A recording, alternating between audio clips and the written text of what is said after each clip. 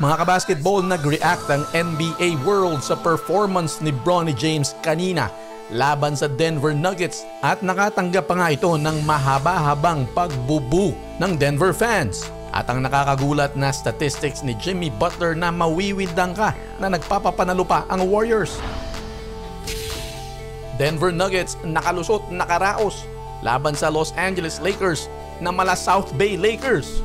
Grabing pagkapilay ng lineup ng Los Angeles Lakers. Wala ng LeBron James, wala pang Luka Doncic, wala din ang kanilang sentrong si Jackson Hayes at marami pang iba. Pero pinahirapan nila ang Denver Nuggets, kamuntikan pang manalo mga kabasketball. Pero grabe ang pinakita nitong si Dalton Knecht. Siyempre si Austin Reeves din. Pero si Dalton Knecht ay masasabi nating talagang natural scorer tong batang to mga kabasketball. Tumapos si Knecht ng 32 points, 13 out of 27 field goal, 5 out of 13 mula sa 3. At Austin Reeves, hindi na natin ipagtatakayan, munti ka ng maka triple-double. Pero 37 points, 13 assists, 8 rebounds, may 4 na steals pa. Solidong solido.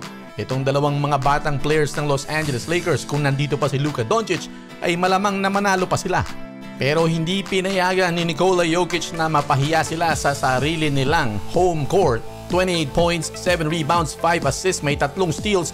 Jamal Murray ang nagpanalo ng kanyang 3-pointer ng tablaang laban. 26 points, 4 rebounds, and 5 assists. At Christian Braun, 22 points. Mukhang maganda-gandang rematch ang naghihintay sa ating lahat sa susunod na pagtatagpo ng dalawang ito.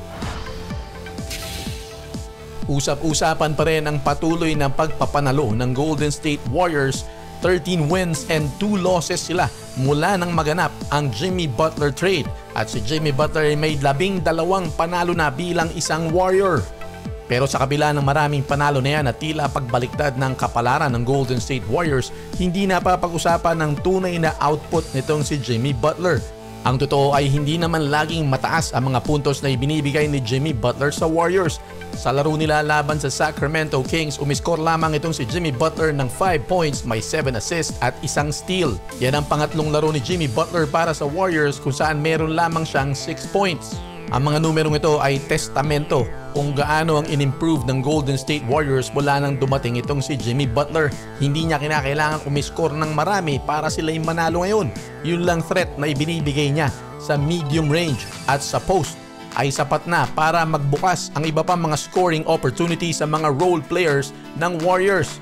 At yung presensya niya sa depensa ay sapat na para maiangat ang team defense ng Warriors.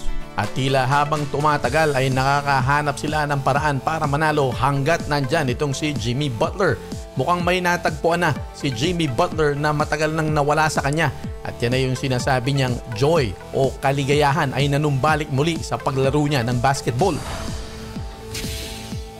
Nag-react ang NBA World sa performance ni Bronny James kanina sa isang importanteng laban versus the Denver Nuggets. Gumawa si Bronny ng 5 points, 2 rebounds at may 1 steal. Pero nang ipinasok siya sa laro ay nakatanggap siya ng marami at mahabang pagbubu mula sa Denver fans. Look at head coach Michael Malone. And here comes Bronny James. LeBron James' son. Pero imbis na tumiklop ay tila ginanahan palalo at na-challenge itong si Bronny James. Nakakuha ng foul ito at nag 2 out of 2 mula sa free throw line at tinirahan pa nga ng isang 3-pointer si Nikola Jokic. Pasok! Sa isang tres na naipasok niya, 5 tira ang kanyang ginawa pero makikita nyo na yung kumpiyansa niya ay talagang tumataas na. Ito ang unang pagkakataon kung saan naka-score si Bronny James sa first quarter. At kitang-kita sa body language niya na talagang kumpiyansa na siya kung bumitaw.